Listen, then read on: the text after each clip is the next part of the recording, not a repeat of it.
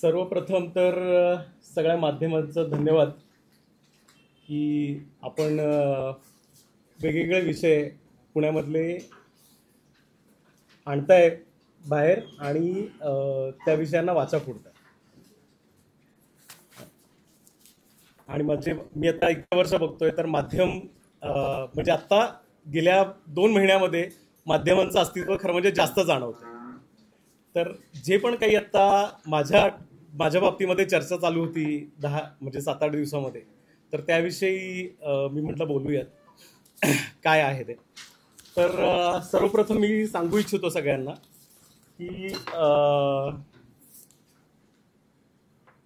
आत्ता जो आरोप झाला माझ्यावरती सर्व माध्यमांमधून आणि सगळ्या ठिकाणाहून, तो असा होता की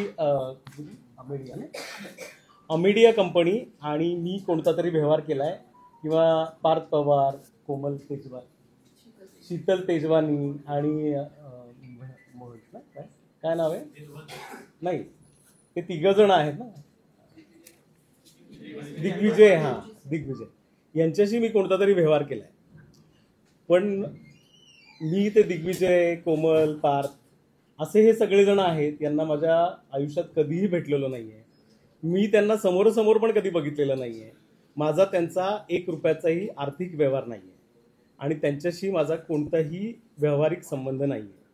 तर अमेडिया कंपनी यांच्याशी माझा कोणताही आर्थिक संबंध नाहीये.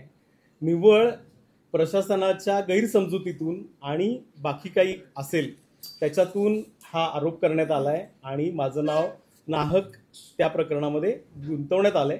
त्याचा मला अनेक दिवस त्रास पण होतो. पुढे जाऊन मी सांगेन की माझ्या मिळकतीबाबत बरेच प्रश्न उपस्थित केले. जी मिळकत बोपुडी इथे आहे आणि ती सरकारी जमीन आहे आणि मी ती लाटण्याचा प्रयत्न करतोय किंवा ती हडप करण्याचा प्रयत्न करतोय, असं सर्व ठिकाणी चर्चा आहे. तर मी आता तुमच्याकडे एक सेट दिलाय पेपरचा आणि इथे दाखवतो मी की या सेटमध्ये की 1775चा दस्त आहे किंवा त्या आधीपासून मोडी लिपीतला दस्त आहे. तर त्या मोडी लिपीतल्या दस्ताचा मराठी ट्रान्सलेशन मी तुम्हाला दिलेलं आहे. ही जागा पेशवे कालापासून विद्वंस माझ्या शेजारी बसलेले आहेत, हे ओनर आहेत जागेचे. त्यांचा अजून एक आहे की त्या मीडियामध्ये त्यांचं नाव जे आहे ते विद्वांस असं यायला पाहिजे, प्रिंट मिळालं. हा, तर एच नाहीये, विद्वांस नाहीये, विद्वांस आहे, विद्वान पंडित, हा विद्वांस नाहीये. येस, तर विद्वांस असं त्यांचं नाव आहे.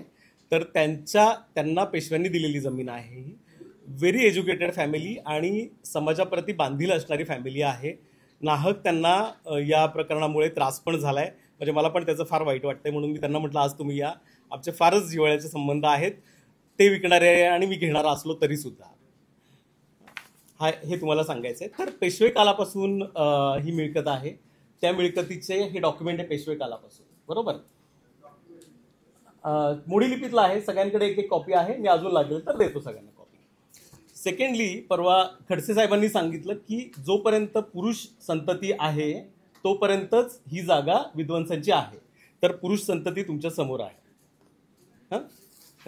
त्याला वेगळं काही सांगायची गरज नाही. तर त्याच्या पुढे जाऊन 1775 नंतर वेळोवेळी तुम्हाला मोडी लिपीमध्ये त्याचे रेकॉर्ड सापडतील. त्यानंतर इंग्रजांनी पीटर डॉड कमिशन असं एक स्थापन केलं. पीटर डॉड कमिशनच्या अंतर्गत याचा एक ॲलिनेशन उतारा आहे.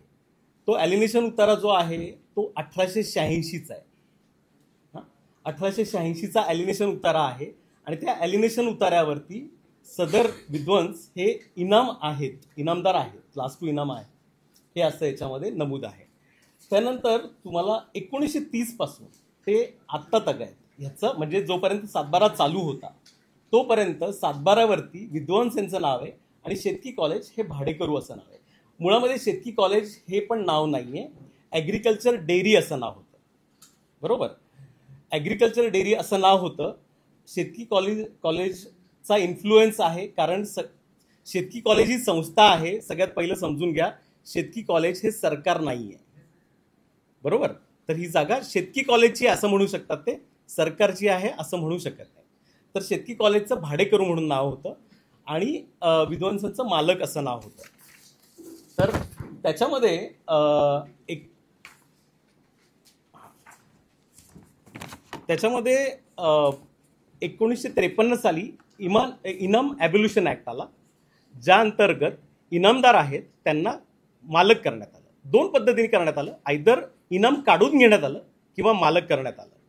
तर ह्यांचं इनाम जे आहे ते काढून घेण्यात आलेलं नाही आहे, ते इनाम कायम ठेवण्यात आलं आहे. त्याचा फेरफार आहे, त्या फेरफारचा नंबर आहे 1578. मी आपल्याला सर्वांना हा फेरफारची एक कॉपी दिलेली आहे आणि मी आत्ता इथे माध्यमांसमोर पण दाखवतो. या फेरफारला तथाकथित म्हणजे मला नाही वाटत महात्मा फुलेंना अशी इच्छा असेल की स्वतःचा वापर करून तिथले अधिकारी असं चुकीचं काम करत असतील म्हणून. तरी पण त्यांनी हा जो फेरफार आहे ज्याच्यातून विद्वांसांना मालकी देण्यात आली, ह्याला महात्मा फुले कृषी विद्यापीठाच्या अधिकाऱ्यांनी चॅलेंज केलं आणि ते चॅलेंज 2007ला केलं त्यांनी आणि 2012 साली निकाली निघालं ते चॅलेंज. तर ते चॅलेंज काय होतं की विद्वांसांची मालकी जी आहे ती रद्द करण्यात यावी म्हणून. पण त्याला चॅलेंज केलं आणि तुमच्याकडे चॅलेंजची म्हणजे ऑर्डरची कॉपी पण आहे.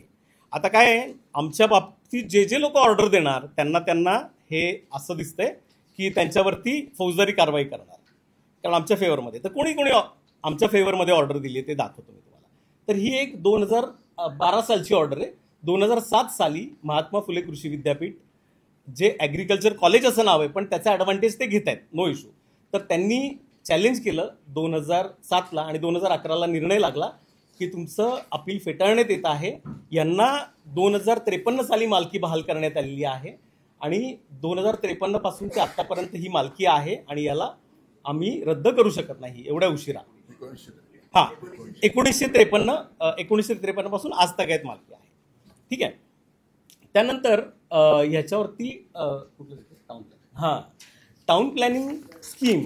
आता हा सर्वे नंबर 62 नाही आहे, निव्वळ दिशाभूल करण्यासाठी सर्वे नंबर 62 असं केलं जातं. सर्वे नंबर जेव्हा असतो त्या सर्वे नंबरचं टाउन प्लॅनिंग स्कीम होते.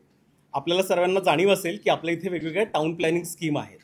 तर ही संगमवाडी टाउन प्लॅनिंग स्कीम आहे.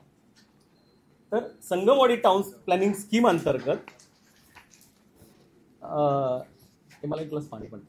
संगमवाडी टाउन प्लॅनिंग स्कीम अंतर्गत ह्याचं टायटल रिस्ट्रक्चरिंग होतं, म्हणजे टायटल फिक्स होतं थोडक्यामध्ये. आणि 7/12पेक्षाही सुपरसीड हे टायटल असतं, कारण ह्याच्यावरती आर्बिट्रेटर असतो, तो जज असतो. त्या जजनी सर्वांचं हिअरिंग घेतलं आणि सर्वांचं म्हणणं ऐकून घेतलं की ह्याच्यामध्ये कोण मालक आहे, कोण भाडेकरू आहे. तर ह्याच्यामध्ये ॲग्रिकल्चर कॉलेजला सुद्धा संधी देण्यात आली. ॲग्रिकल्चर कॉलेजला जेव्हा संधी दिली तेव्हा ॲग्रिकल्चर कॉलेजने बघा काय म्हणलंय त्याच्यामध्ये. तुम्ही झूम करून बघू शकताय, त्याच्यामध्ये मी तुम्हाला वाचून पण दाखवतो. तर ॲग्रिकल्चर कॉलेजने तेव्हा असं म्हणाले की बाकीचे सर्वे नंबर त्यांच्या मालकीचे आहेत, पण हे 3 सर्वे नंबर आहेत त्यामध्ये ते भाडेकरू आहेत. तर Shri Kale states that he has no document at present to show that this land have been held by agriculture college under the lease. त्यांच्याकडे ही जागा भाड्याने आहे याचं सुद्धा त्यांच्याकडे कोणताही कायदेशीर पुरावा नाही. हे एका जज समोर त्यांनी दिलेलं स्टेटमेंट आहे आणि त्याची ही ऑर्डर आहे. ह्या ऑर्डर नंतर काय झालं, ह्या ऑर्डर नंतर ह्या जागेचं टायटल फिक्स झालं, ज्याला टायटल अँड टेन्युअर सर्टिफिकेट म्हणतात. इट इज सुपरसीड टू 7/12 आणि सगळ्याच डॉक्युमेंटला सुपरसीड करतो. आणि ते टायटल अँड टेन्युअर सर्टिफिकेट आहे इथे, तुम्ही याच्यावर पण झूम करू शकता. याच्यामध्ये इथे तुम्हाला नाव दिसेल यशोदा नारायण विद्वांस. यशोदा नारायण विद्वांस म्हणजे यांच्या आजी, यांच्या नावाने ह्यांचं नाव लागलं इथे. पण यांच्या घरात पुरुष संतती होती तेव्हा पण, नाहीतर परत तुम्हाला अजून कोणीतरी कन्फ्यूज करेल. तर त्यांचं नाव आहे आणि त्याच्यामध्ये ॲग्रिकल्चर कॉलेज इथे भाडेकरू असं नाव आहे, बरोबर. तर ह्या डॉक्युमेंटला आव्हानित जर करायचं असेल, ह्या टायटलला आव्हानित करायचं असेल तर इथे खाली लिहिलंय पहा की तुम्हाला सिव्हिल कोर्टामध्ये याला चॅलेंज करावं लागेल आणि याच्यामध्ये फेरफार करावा लागेल. हे 1975 साली झालेलं डॉक्युमेंट आहे. आज तगायत महात्मा फुले कृषी विद्यापीठाने याच्यावरती सिंगल ॲप्लिकेशन पण केलेलं नाही आहे की आम्ही भाडेकरू नाही आहे, आम्ही मालक आहे म्हणून. बरोबर ना? त्यांचं सरकार आहे ते, म्हणजे ते स्वतःहूनच घोषित करतात की आम्ही सरकार आहे. वेअरॅज दे आर नॉट अ सरकार, ती एक संस्था आहे. बरोबर. आणि त्यांना जर जागा पाहिजे असेल, म्हणजे तुम्हाला सांगतो, आम्हाला जागा पाहिजे असेल असं जर कुठल्याही सरकारी बॉडीला म्हणायचं असेल तर त्यांना भूसंपादन कायद्याअंतर्गतच जागा घ्यावी लागते. चौकात उभं राहून आरडाओरडा करून मीडिया बोलून फौजदारी गुन्हे दाखल करून जागेची मालकी प्राप्त करता येत नाही महाराष्ट्रामध्ये आणि भारतामध्ये. बरोबर. तर ह्यामुळे याच्यानंतर या जागेचं डीपीला हे मला नकाशा रिझर्वेशन हे मला पाणी दे ना बाळा. सांगितलं. या जागेवरती नंतर तुम्हाला त्यांच्याच म्हणजे ॲग्रिकल्चरच्याच माणसांनी सांगितलं की त्या जागेवरती आरक्षण आहे म्हणून. PMPMLचं आरक्षण आहे. PMT डेपोचं आरक्षण आहे. तर त्या PMT डेपोच्या आरक्षण पडलं ना, तर 1987 साली DP प्लॅन तयार झाला. DP प्लॅनमध्ये PMT डेपो सध्याचं PMPML असं आरक्षण पडलंय. कोणत्याही सरकारी जागेवरती आरक्षण पडत नाही. बरोबर ना? प्रायव्हेट जागा असेल तर आरक्षण पडतं. बरोबर आहे. त्यांनी पण कबूल केलं की या जागेवरती आरक्षण आहे. बरोबर. आज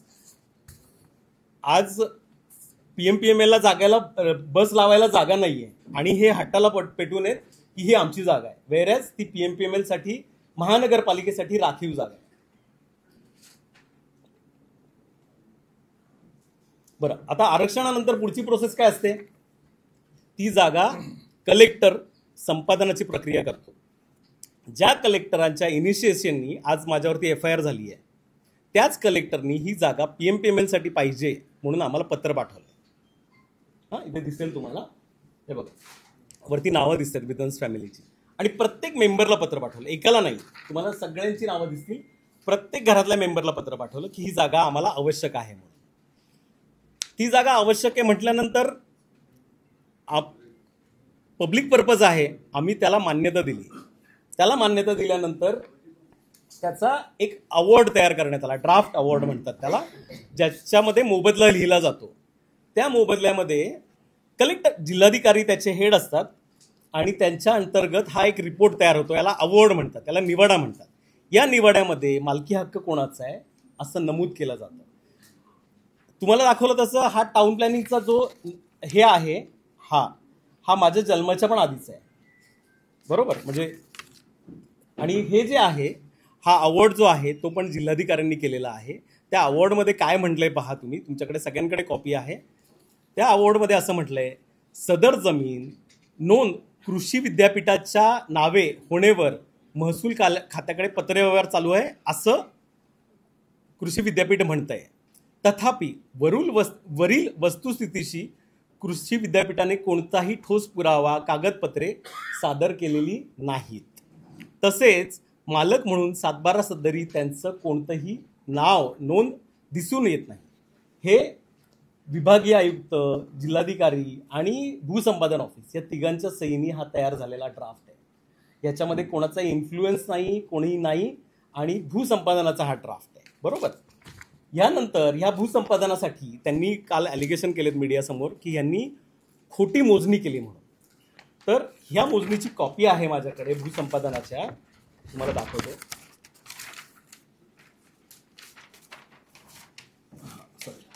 या भूसंपादनाच्या मोजणीची कॉपी आहे. You can zoom here. ठीक आहे, मी बसतो. तर ही कॉपी आहे. तर ह्या भूसंपादनाच्या कॉपीमध्ये ही मोजणी कोणी केली आहे तर भूसंपादन अधिकारी, कलेक्टर आणि PMPML यांनी संयुक्त केलेली मोजणी आहे. याच्यामध्ये खोटी असण्याचा प्रश्नच नाही. जर खोटी असेल तर त्यांना कोणाकोणावरती गुन्हे दाखल करणारे महात्मा फुले कृषी विद्यापीठ मी असं पण म्हणत नाही महात्मा फुले कृषी विद्यापीठ गुन्हे दाखल करते. वेस्टेड इंटरेस्ट असलेले काही अधिकारी आणि त्यांच्याशी संलग्न असणारे बाहेरचे ऍक्टिव्हिस्ट नाहीये, म्हणजे ऍक्टिव्हिस्ट या नावाला धब्बा आहेत ही लोक, ही ब्लॅकमेलर आहेत, जी रवी बराटे बरोबर पूर्वी काम करत होती आणि आता वकील म्हणून समाजामध्ये मिरवतात.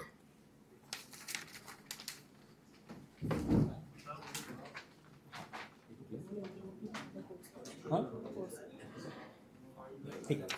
आता हे सगळं झाल्यानंतर काय झालं की ह्याच्यामध्ये त्यांचं म्हणणं आहे 7/12वरचं नाव उडवलं, 7/12वरचं नाव उडवलं असं ते सगळीकडे सांगतायत, बरोबर ना? किंवा तुम्ही पण सगळीकडे सांगताय की कोण आपले तहसीलदारांनी याचं 7/12वरचं नाव काढलं असा आरोप आहे, बरोबर ना? तर मुळामध्ये सगळ्यांना माहिती असेल 7/12 बंद झाल्याचं ऑर्डर. हा बोला. एकच सेकंद, एवढं शेवटचं संपवतो मग ऐकतो. झालं माझं 2 मिनिटाचं राहिलं फक्त. 7/12 इथे ना माझ्याकडे प्रॉपर्टी कार्ड आहे. प्रॉपर्टी कार्डवरती आमची नावं आहेत सगळ्यांची, माझं पण नाव आहे याच्यामध्ये. तर ह्या प्रॉपर्टी कार्ड जेव्हा तयार असतं तेव्हा 7/12 बंद होतात हे आपल्याला सर्वांना जाणीव असेल. त्यामुळे 7/12 बंद झालेला आहे आणि प्रॉपर्टी कार्ड अस्तित्वात आहे. प्रॉपर्टी कार्डला आत्तापर्यंत महात्मा फुले कृषी विद्यापीठाच्या अधिकाऱ्यांनी आत्तापर्यंत कुठेही चॅलेंज केलेलं नाहीये. ते फक्त चौकात येऊन आमची जागा आहे असं म्हणजे त्यांच्या बळाचा चुकीचा वापर करून आरडाओरडा करतात. एवढंच मला सांगायचंय. त्यानंतर म्हणजे तेव्हाचे जे महसूल मंत्री होते त्यांनी स्वतः फोन करून आणि स्वतः सांगून याच्यामध्ये राहू दे, त्यांनी स्वतः सांगून माझ्यावरती FIR केली. त्यावेळेस FIR केली. त्या FIRच्या मध्ये हायकोर्टाची ऑर्डर आहे, मी ह्याची पण कॉपी तुम्हाला दिली आहे. या हायकोर्टाच्या ऑर्डरमध्ये चुकीचा वापर, स्वतःच्या पदाचा चुकीचा वापर करून माझ्यावरती FIR केली आहे अशी याच्यामध्ये नोंद आहे.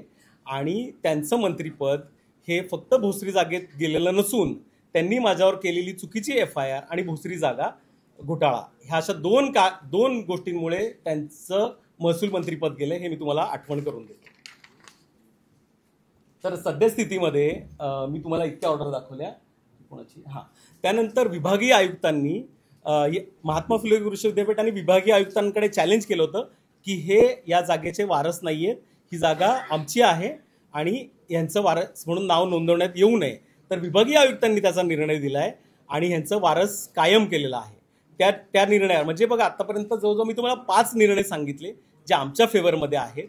म्हणजे ज्यांनी यांच्या फेवरमध्ये निर्णय दिले, आमच्या फेवरमध्ये निर्णय दिले, त्यांच्या सगळ्यांवरतीच सध्या प्रशासनाला FIR करावी लागेल असं दिसतंय.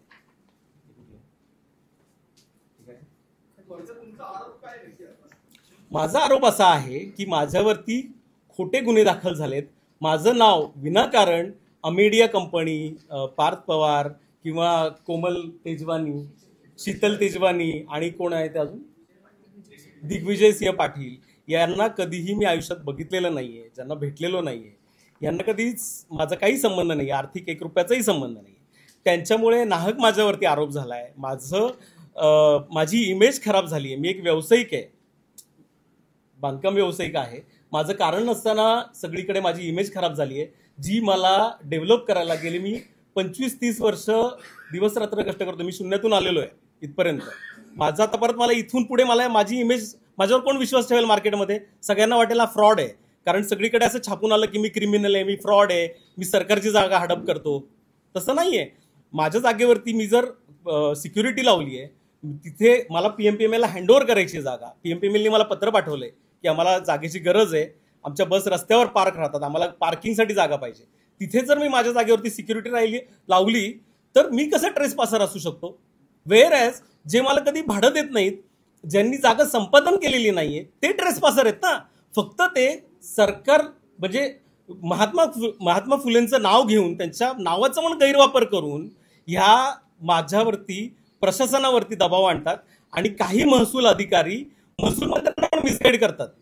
वेरेज महसूल खात्याकडे या जागेची केसच चालू नाही शकत, कारण या टायटल अँड टेन्युअर सर्टिफिकेटमध्ये क्लिअर म्हटलंय की तुम्हाला दिवाणी न्यायालयात जावं लागेल.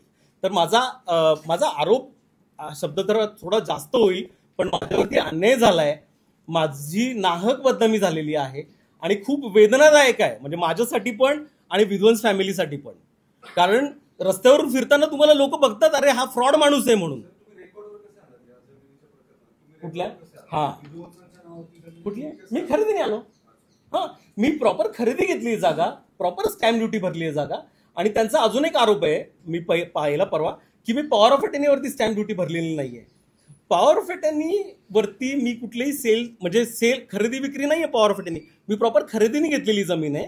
आणि पॉवर ऑफ अटर्नी रिप्रेझेंटेशनची पॉवर ऑफ अटर्नी ती 500 रुपयाच्या स्टॅम्प पेपरवर चालते, बरोबर ना. आणि आता ते तहसीलदार होते ना आता इथले, तर तहसीलदारांना हे दे ना मला act, land tribunal act section 70 हा दिवाणी न्यायालयाचा ऍक्ट आहे, ज्याच्या अंतर्गत तहसीलदार हा जज म्हणून नेमला जातो.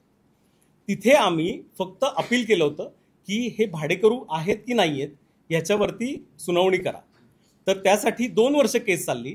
2 वर्षामध्ये यांनी ते भाडेकरू आहेत की नाही आहेत ह्याच्याबद्दलचा एकही पुरावा दिला नाहीये. आणि ते भाडेकरू नाही दिसत असं तहसीलदारांनी ऑर्डर दिलं. तर महात्मा फुले कृषी विद्यापीठाला वाईट वाटायचं काहीच कारण नव्हतं, कारण ते म्हणतात ते मालक आहेत, ते भाडेकरू नाही आहेत असं तहसीलदार म्हणतोय ना. तुम्ही ऑर्डर वाचा सगळ्यांनी तहसीलदाराची काय. तो म्हणतोय भाडेकरू दिसून येत नाहीत. तो असं म्हणत नाहीये यांचं नाव हटवा, नाव काढा, कुठल्याही अभिलेखामध्ये बदल करा, असं कुठेच म्हटलेलं नाही त्या ऑर्डरमध्ये. त्या ऑर्डरमध्ये फक्त असं म्हटलंय यांनी कधीही भाडं दिलेलं दिसत नाहीये, यांनी कधीही भाडेकरार सादर केलेला नाहीये. आणि ते स्वतः त्यांच्या डीननी तर आर्बिट्रेशनमध्ये सबमिट केलंय. तर तहसीलदारांनी ऑर्डर केली आहे की हे भाडेकरू दिसत नाहीयेत. त्या तहसीलदाराला पूर्णपणे मी ऑथेंटिक गव्हर्नमेंट रेकॉर्डमधले डॉक्युमेंट दिले. मी ॲफिडेव्हिट करून दिलंय की आम्ही मालक आहे, हे भाडेकरू आहेत. मी ॲफिडेव्हिटवरती लिहून दिलंय की ही जागा माझ्या मालकीची आहे आणि जागा माझ्या मालकीची आहेच ना. मी आत्ता पण ॲफिडेव्हिट देईन. म्हणजे तुम्ही कृषी विद्यापीठाच्या अधिकाऱ्यांना विचारा, द्या ॲफिडेव्हिट म्हणून की ते जागेचे मालक आहेत म्हणून. त्यांचा रजिस्ट्रार हा ओनर आहे ना, रजिस्ट्रार हा कस्टोडियन आहे प्रॉपर्टीचा. त्याला सांगा बरं ॲफिडेव्हिट द्यायला. मी ॲफिडेव्हिट देतो की जागा माझ्या मालकीची आहे. So they are the trespasser, I am not. तो 2009 साली झाला. हां, पीएमपीएमएलनी याच्यामध्ये आम्हाला 20 पीएमसी होती तेव्हा, त्यांनी आम्हाला 20 कोटी रुपये देऊ केले.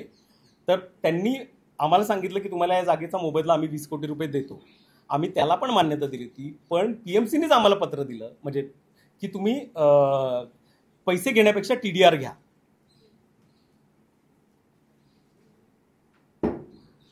पैसे घेण्यापेक्षा TDR घ्या. कारण तुम्ही बघितलं कलेक्टरने आम्हाला पत्र पाठवले की ही जागा PMPML लागते, पण पैसे घेण्यापेक्षा TDR घ्या, हे त्यांचं पत्र आहे. आणि आपल्याला पण कळतं की शासनाच्या कस्टडीमधले पैसे घेण्यापेक्षा TDR घेणं चांगलं आहे आणि जागेचा मोबदला घ्यायला पाहिजे ना. म्हणजे कलेक्टरने पत्र पाठवायचं आम्हाला की तुम्ही जागेचा मोबदला घ्या, आणि आम्ही म्हणायचं नाही हे आमची जागा आहे की नाही आम्हाला माहिती नाही, तर आम्ही तपासतो. असं तर नाही होऊ शकत ना. तर तो मोबदला आज तक कधी घेतलेला नाहीये, तसाच तिथे आहे. 1 रुपयाला पण हात लावलेला आहे. TDR साठी मी ऍप्लिकेशन केलं. TDRची ऍप्लिकेशन पूर्ण प्रोसेस झालं. तर सिटी इंजिनियरनी पण त्याला प्रोसेस केली. तर ती प्रोसेस केली, तो काही गुन्हा नाही होत ना. म्हणजे ते सिटी इंजिनियर जे प्रशांत वाघमारे आहेत त्यांनी पण त्याच्यात प्रोसेस केली. म्हणजे प्रोसेस अधिकाऱ्यांनी रेग्युलर प्रोसेस करणं म्हणजे गुन्हा होतो का? तर कोणीतरी ऍक्टिव्हिस्ट येऊन ओरडतो चौकात येऊन की ही सरकारी जागा आहे, लाटतायत, सरकारी जागा लाटतायत, आणि आमच्यासारख्या व्यावसायिकांना त्याला तुम्ही नसतं तर आम्हाला व्हॉइसच नाहीये. म्हणजे माध्यम नसेल तर कोणासमोर बोलायचं आम्ही? तर माध्यम आहेत म्हणून आमचा आवाज तरी पोचतो ऍटलिस्ट. नाही TDR सर्टिफिकेशन झालेलं नाहीये. तेव्हाचे जे ऍक्टिव्हिस्ट होते, म्हणजे ऍक्टिव्हिस्ट ऍक्च्युली नाव चुकीचं आहे, ब्लॅकमेलर होते रवी बराटे, त्यांनी नाही सोडा हो, कोणाला ब्लॅकमेल करता नाही अन्याय होतो ना. मग आता कोण करते? कधी? आता परवा तर कंप्लेंट का झाली मला माहिती नाही. मीच अभ्यास केला, माझ्यावरती FIR का झाली आहे. मला 1 दिवस पेपर जमवायला लागले सगळे माझे फाईल, आणि मग तुमच्या समोर सादर व्हायला 2 दिवस लागले. माझं 1 मिनिट, आता माझं बोलणं पूर्ण झालेलं आहे. मी माझ्या प्रॉपर्टीचं टायटल दाखवलंय. काही माध्यमांना साईट व्हिजिट करायची, मी साईटवर पण घेऊन जाईल त्यांना जागेवरती. आता तुमचे प्रश्न एक एक करून विचारा, जेणेकरून मी त्याची व्यवस्थित उत्तर देऊ शकेन. काही महसूल अधिकारी आहेत, काही जणांनी पदाचा गैरवापर केला, गुन्हा दाखल झाला, कोण आहे ते लोक? गुन्हा कोणी दाखल केला? आता नायब तहसीलदार आहेत. मी त्यांना जाब विचारणारच आहे की कुठल्या कायद्याअंतर्गत माझ्या म्हणजे काय प्रोव्हिजन काय माझ्यावरती गुन्हा दाखल करायची? गुन्हा म्हणजे it is a criminal act ना. मी खोटा पेपर दाखल केलाय किंवा मी फ्रॉडुलंट केलंय, मी खोटा ॲफिडेव्हिट दिलंय, खोटी कागदपत्र दिली आहेत किंवा मी खोटा कायद्याचा वापर केलाय, मी एकही खोटं काम केलेलं नाहीये, तर कशासाठी गुन्हा? हे मीच विचारणार आहे कलेक्टरला. आणि ज्या कलेक्टरने मला पत्र दिले ही जागा पाहिजे म्हणून. तुमची 9 जणांवर गुन्हा दाखल झालाय, तुम्ही जागा तुमच्या म्हणजे आमिडियामधूनच कशी आली त्याचा वाद तर नाही, आता मला असं वाटतंय की माध्यम आणि महाराष्ट्र दोन्ही पण हुशार आहेत की असं का झालंय. आणि म्हणजे तुम्हाला अनऑफिशियली पण तहसीलदारांनी गुन्हा दाखल केला असेल तर त्यांनी काय चौकशी केली असेल ना. मला कोणी चौकशीला बोलवलेलं नाही. मला असं कळलं रात्री 1:30 वाजता गुन्हा दाखल झाला म्हणून. मला कोणीही विचारलेलं नाहीये की बाबा तुम्ही काय केलं. म्हणजे नॅचरल ऑफ जस्टिस आहे की नाही विचारायचं ना मला. मी कोण अहो तुम्ही FIR वाचा. मी तुम्हाला तेच सांगतोय, अमेडिया कंपनी आणि मी यांचा दुरान्वयी संबंध नाहीये. मी 1 रुपयाचा व्यवहार केलेला नाही. अहो मला नाही ना माहिती. मला तुम्ही तेच सांगतो, मी तुम्हाला माझे सगळे पेपर दिलेत मी. आता त्यांचं काय म्हणणं आहे, मी अमेडियाला तुम्ही तुमचे पेपर दाखवले त्यांच्याकडे असे पुरावे म्हणून तर ते मध्ये आले ना. कोण मीडिया कंपनी ते कसे आले? नाही अमेडिया कंपनीला मी जमीन विकली असं म्हणणं आहे ना त्यांचं. मग माझं बँक स्टेटमेंट समोर आहे, माझं सगळं समोर आहे. तुमचे जे इतर पार्टनर आहेत त्यांनी कोणी पॉवर ऑफ अटर्नी नाही काय संबंध. त्या कशा आल्या याच्यामध्ये? अहो नाही आलेत ना, आम्ही कोणालाच काय दिलेलं नाहीये. अहो सर तुम्ही शोधा ना काय मिसगाईड करण्यासाठी का काय आहे ते. मी माझी बाजू माझा तुमची जमीन आहे. नाही मी माझ्या जमिनीच्या टायटल बाबत आणि माझ्या आरोपांबाबत बोललोय.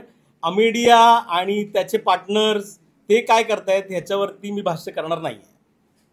या प्रकरणात शीतल तेजवाले यांना कुलमुखत्यार म्हणून दाखवले FIR मध्ये. तुम्हाला सांगतो की FIR करताना व्यवस्थेने प्रशासनाने अभ्यास करून FIR दाखल करायला पाहिजे ना. आणि ज्यांना घेताय आपण FIR मध्ये त्यांना विचारलं तर पाहिजे. बरं कोणी बाकीचे पळून गेले असतील, मी तर जागेवर आहे ना. मी सगळ्यांना फोनवर अवेलेबल आहे, मला विचारायचं ना. तहसीलदारांच्या निलंबनाची ऑर्डर वरून आली, मुख्यमंत्र्यांकडून आली. हा सगळं प्रकरण त्यांनी अगोदर बघितलं असेल सगळं पुण्यामध्ये परत. मला नाही माहिती सर. मीच आश्चर्यचकित आहे हे सगळ्यासाठी का झालंय. म्हणजे माझा थोडा कायद्याचा अभ्यास आहे, पण अशा पद्धतीने क्रिमिनल ऑफेन्स होत नाही कधी. अशा पद्धतीने गुन्हा दाखल होत नाही. बेसिक अभ्यास तर करायला पाहिजे. म्हणजे रात्री 12 वाजता ठरवतात आणि 1:30 वाजता गुन्हा दाखल करायची ही प्रोसेस नसते कधी. कोणावरती बघा माझ्याकडे कुठलंही आलेलं नाहीये. FIR आली आहे ना. FIR तर काय म्हणजे FIR ती न टिकणारी आहे. स्वतः आता म्हणजे तुम्हाला पण अनऑफिशियली कलेक्टर वगैरे सांगतायत ती FIR चुकीची झाली आहे. फक्त त्या चुकीच्या FIR मध्ये माझी नाहक बदनामी झाली एवढंच मला सांगायचं. हो तुमची प्रॉपर्टी शीतल तेजवाले यांनी विकली अमेडियाला आहे का ना, तर तुम्ही त्यांच्या विरोधात स्वतः गुन्हा दाखल करू. माझं काय संबंध गुन्हा दाखल करायचं, कारण नाही झालं ना.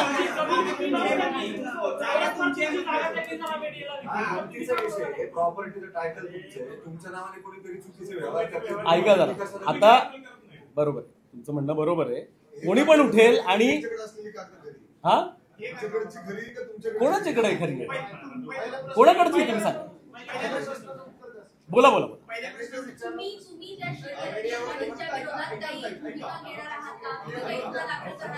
हा एकच प्रश्न आहे ना. हा ऐका मी माझं सगळ्यात महत्वाचं म्हणजे गुन्हा माझ्यावर जो दाखल झालाय तो रद्द करण्याची माझी आज फर्स्ट प्रायोरिटी आहे. आणि माझी जी बदनामी झाली आहे ती क्लिअर करणं एवढीच आहे. माझ्याबरोबर कायदेशीर कोणाचाही करार नाहीये किंवा सगळीकडे कोणीतरी सांगितलं की माझा आणि अमेडिया कंपनीचा ॲग्रीमेंट आहे किंवा मी विकली आहे त्यांना. ह्यानी म्हणजे त्यांचा आणि माझा वाद तयार होत नाही आणि मी त्यांच्यावर कुठलाही गुन्हा पण दाखल नाही करू शकत. कोणी विकली अहो त्याला डॉक्युमेंट लागतं ना, म्हणून नाही होत काही.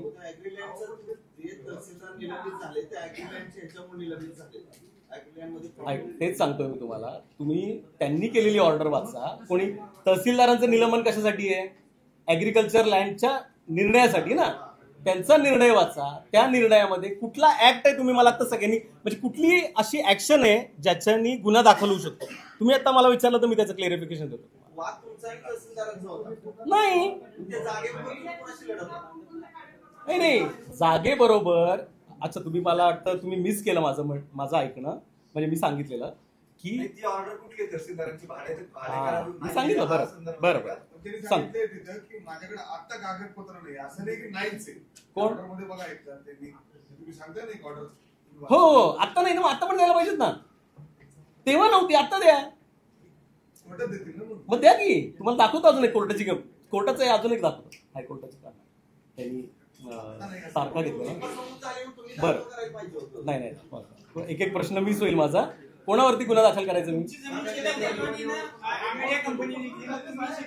अहो ऐका, तुम्हाला सांगतो. तुम्ही असं आता इथे उभं राहून म्हणाल की माझी जमीन आमेडिया कंपनीला विकली. यांनी तसं तयार नाही होत ना, किंवा माझी जागा ट्रान्सफर नाही होत. मग ते आता गुन्हा रद्द करण्यासाठी मी प्रयत्न करतो ना. हा कोणी ताबाने सांगितलं? माझी जागा माझ्याकडेच आहे. नाही बदनामी झाली आहे, माझी बदनामी झाली आहे, त्याचं मी अभ्यास करून ठरवेल आता कोणावरती काय ऍक्शन घ्यायची.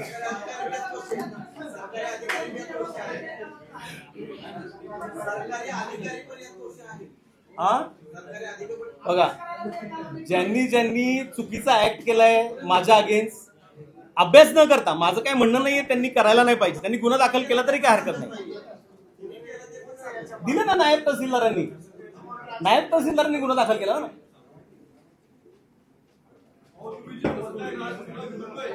काय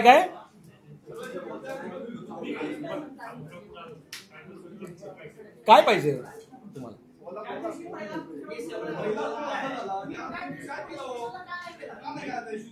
कधी झाला माझ्यावर गुन्हा दाखल?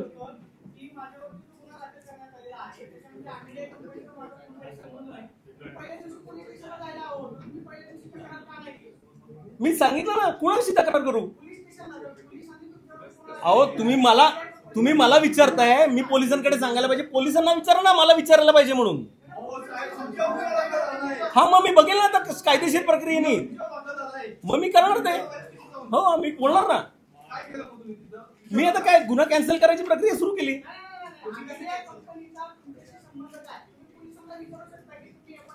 मग ते विचारणारच आता जाऊन मी कलेक्टरला. ज्यांनी कंप्लेंट केली ना त्यांच्याकडे जाणार आहे इथून मी, की माझ्यावरती गुन्हा का दाखल केला.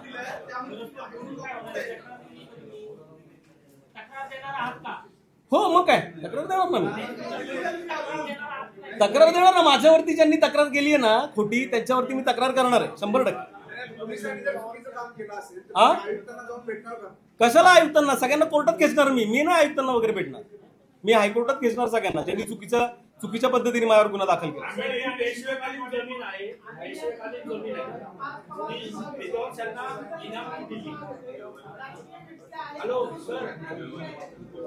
मला वाटतं प्रश्न एकदम विरुद्ध आहे. तुम्ही 1775 मध्ये ते आत्ता आहेत.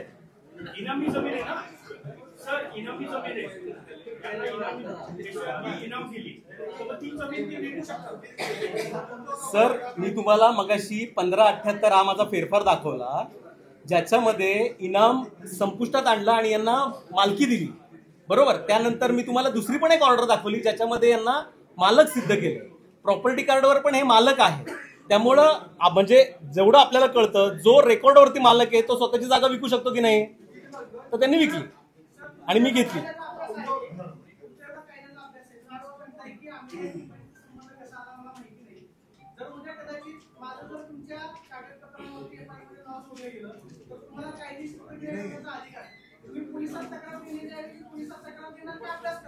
नाही मी तुम्हाला सांग, माझी तर तुमचं म्हणणं एकदम बरोबर आहे. माझी खूपच बदनामी झाली आहे आणि मला व्यवसाय करणं आता याच्या पुढे खरंच कठीण जाणार.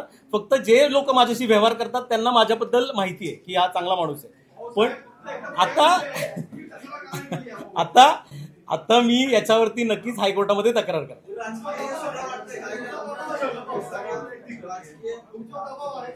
नाही माझ्यावर काही दबाव बिबाव नाही. सर महाराष्ट्रात राहतो आपण, काय दबाव विभाव काय नसतो इथे. कोण करणार ना. अहो आता 2च दिवस तर झाले ना, पहिल्यांदाच तर मी तुमच्या समोर आलो.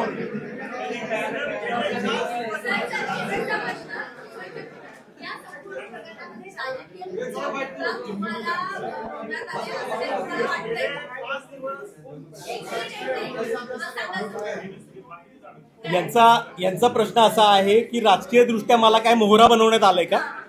मला तसं वाटत नाही, कारण मोहरा जरी बनवायचं असतं तरी त्यांनी अभ्यास करून FIR केली असती.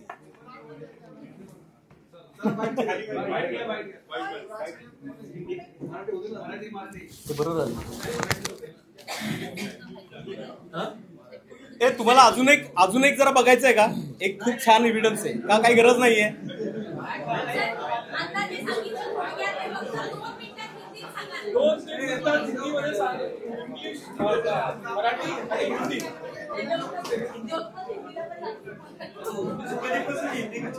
ठीक आहे हिंदीमध्ये सांगतो.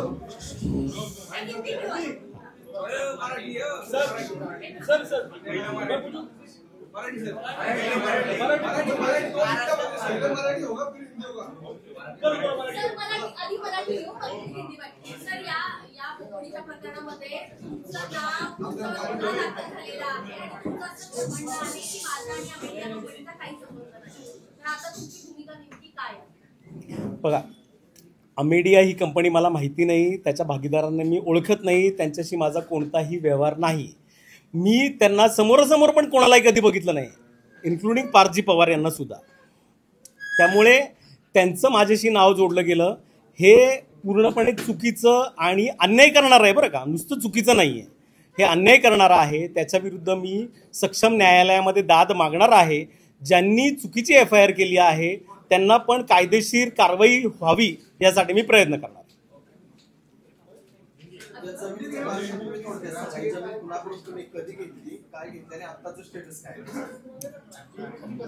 हा, मराठीत सांगू. सदर आता ज्या जमिनीचा वाद चालू आहे, ही जमीन माझ्याबरोबर जे बसले आहेत मालक, त्या जागेचे पुरुष वंशज विद्वांस त्यांच्याकडून मी खरेदीने घेतली आहे 2009 साली. आत्ता ती पुणे महानगरपालिका म्हणजे PMPML पुणे महानगर परिवहन महामंडळ यांच्या बस पार्किंगसाठी त्यांना अत्यंत आवश्यक आहे, कारण PMPMLच्या 2000 गाड्या रस्त्यावर उभ्या राहतात. त्यांना आम्ही ती जागा देण्याचं ठरवलेलं आहे. त्यांनी आमच्याकडे त्या जागेची मागणी केली आहे आणि आम्ही त्यांना ती जागा देणार आहे. तहसीलदार ज्यामुळे निलंबित झाले त्या जागेवर ॲग्रीलँड असल्याचं राज्य सरकारच्या निलंबित पत्रामध्ये आहे. ती जागा सरकारी आहे. काय झालंय, ती जागा म्हणजे काही अधिकाऱ्यांनी महसूल म्हणजे माझं असं म्हणणं आहे की महसूल मंत्र्यांना मिसगाईड केलंय. ह्या जागेवरती निर्णय घेण्याचा अधिकार महसूल विभागाला नाही. या जागेवरती निर्णय घेण्याचा अधिकार हा फक्त दिवाणी न्यायालयाला आहे. त्यामुळे ह्या जागेवरती महसूल खातं कोणतंही भाष्य करू शकत नाही, कारण याच्यामध्ये title and tenure certificate under the town planning act final TP scheme याच्या अंतर्गत तयार झाले आणि त्याला चॅलेंज फक्त दिवाणी न्यायालयात आहे. कोणालाही चॅलेंज करायचं झालं तर फक्त दिवाणी न्यायालयात करावं. वाद आत्ता कुठेही नाही आहे. आत्ता हां, बरं झालं तुम्ही विचारलं. तहसीलदारांनी जी ऑर्डर दिली त्याच्यावरती महात्मा फुले कृषी विद्यापीठ हायकोर्टात गेला आहे आणि महात्मा फुले कृषी विद्यापीठ आणि त्याच्या अगेन्स्ट वर्सेस महाराष्ट्र शासन आणि आम्ही अशा पार्ट्या आहेत. म्हणजे तुम्हाला लक्षात येईल, महात्मा फुले कृषी विद्यापीठ इज नॉट महाराष्ट्र शासन. ते महाराष्ट्र गव्हर्नमेंटच्या विरोधात त्यांनी तिथे अपील दाखल केलंय ह्याच्यामध्ये हायकोर्टामध्ये. कुठलाही वाद नसताना मीडिया कंपनीच्या आणि तुमच्या विरोधात जो गुन्हा दाखल झालाय तो त्याच जमिनीच्या संदर्भात झालेला आहे. तुम्ही म्हणता त्यात वाद तर आता कुठलाच नाही. कुठलाच वाद नाही. मग तो गुन्हा दाखल कशाच कारण आता तुमचा काय वाद आहे. मी सक्षम न्यायालयामध्ये जाऊन माझी बाजू मांडणार. माझं कोणतेही कागदपत्र नाहीये, माझे अकाउंट चेक करा, कुठलाही व्यवहार नाहीये, माझे CDR चेक करा, माझा कधी फोन झालेला नाहीये, माझा काहीही संबंध नाहीये त्यांच्याशी. नाही हो, काय संबंधच नाही माझी फसवणूक. आता त्यांचं नाव त्या पोलिसांनी चुकून टाकलंय, त्याच्यावर तुम्ही कारवाई करेन ना. तुम्हाला काही कल्पना आहे का, महसूल विभागाने जी फिर्याद दिली आहे त्याच्यामध्ये आमेडिया, दिग्विजय पाटील आणि शीतल तेजवानी यांची नाव आहे. तुमच्या जागेच्या संबंधित FIR मध्ये ही नावं आधी कुठून महसूल दप्तरी त्यांची नोंद. मी तुम्हाला सांगतो की तुम्हाला सांगतो, तुम्ही जर प्रशासनाला विचारलं, कलेक्टरजींना विचारलं तर ते पण तुम्हाला सांगतील की ही FIR गैरसमजुतीतून आणि चुकीतून झाली आहे. आता त्यांना पण जाणीव झाली आहे. पण ते सगळ्यांसमोर येऊन हे बोलू शकत नाही. तुम्ही विचारा कलेक्टरला जाऊन असं मीडिया घेऊन. पण गैरसमजुतीतून झालं असेल तरी पोलिसांचीच मोठी चूक आहे का? मग आहे ना चूक, 100%. नाही न्यायालयात जाणार, मी नाही जाणार पोलिसांकडे. तीन सवाल है मुख्य. या प्लीज. पहले आप अपना इंट्रोड्यूस करिए. दूसरा, आपके ऊपर आरोप क्या लगे हैं आपके हिसाब से. तीसरा, आपका उसमें डिफेंस क्या है. 3 के जवाब दीजिए. मैं एक बिजनेसमैन हूँ, मराठी हूँ, पुणे में रहता हूँ. मैं पहले से ही पुणे में रहता हूँ. यहाँ पे मेरा कंस्ट्रक्शन का बिजनेस है. I am into the industrial real estate. Last 30 साल से मैं काम कर रहा हूँ यहाँ पर. और ये जो जगह है मैंने विध्वंस जी से ली है. यहाँ पे मेरे ऊपर जो आरोप है, ये मैंने ये जगह अमेडिया कंपनी को सेल की है. ये मेरे ऊपर आरोप है. मैंने ऐसा कोई भी एक्ट नहीं किया. मैं ये जमीन सेल नहीं करना चाहता हूँ. ये जमीन PMPML के लिए रिजर्व्ड है, बस डेपो के लिए. मैं उनको ये जमीन हैंडओवर करने वाला हूँ. और आगे का सवाल क्या था? हाँ, मेरा डिफेंस इसमें ये है, मेरे ऊपर इलीगली जो FIR लॉन्च हुआ है उसके अगेंस्ट जो राइट कोर्स है, जो राइट कोर्ट है, वहां पे मैं मेरा जो अपील है वो करने वाला हूँ.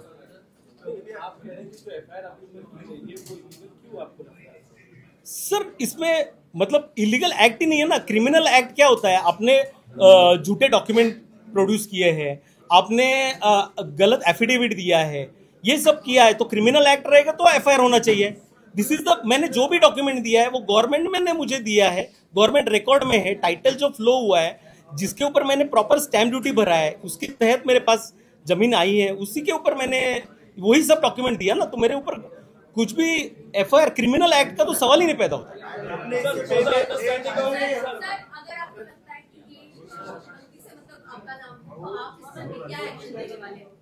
I will go into the right court ना. जो राइट डायस रहेगा उसके सामने जाऊंगा मैं.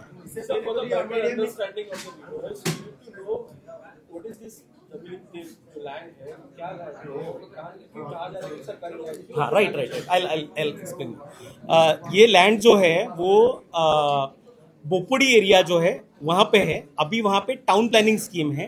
टाउन प्लानिंग स्कीम में वहां पे फाइनल प्लॉट नंबर आया है और उसके ऊपर रिजर्वेशन है PMPML डेपो का. तो कोई भी गवर्नमेंट के जमीन पे रिजर्वेशन नहीं रहता है, प्राइवेट जमीन पे ही रिजर्वेशन रहता है. Right.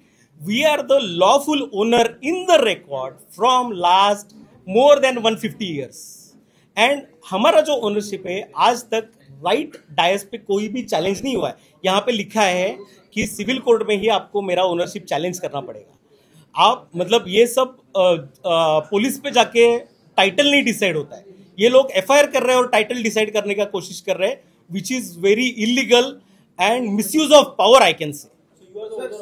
Absolutely, I am the owner. इससे पहले पार्थ पवार, मीडिया या फिर शीतल तेजवानी, इससे कभी मिले हो आप? कौन सा व्यवहार हुआ है? मैं शीतल तेजवानी, पार्थजी पवार और वो कौन, हाँ पार्थजी पवार और दूसरे क्या नाम है उनका, दिग्विजय जी, उनसे कभी भी मिला नहीं हूँ. मेरा कोई भी उनसे व्यवहार नहीं है. आप कहाँ पर भी मेरा CDR चेक कर सकते हैं फ़ोन का. मेरा उनके ऊपर, उनके साथ कोई भी कनेक्शन नहीं है. मैं उनको देखा भी नहीं है आज तक.